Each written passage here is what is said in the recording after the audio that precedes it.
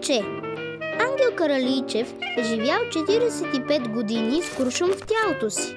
Причината, разбира се, е жена, актрисата Вела Ушева. Те се запознават на кинопрожекция, харесват се и започват да се срещат. Заради красотата й обаче, писателят страшно много я ревнувал и веднъж след поредната кавга, той се затворил в стаята си и се прострелял в гърдите. Куршумът минал на няколко сантиметра от сърцето и заседнал в гърба.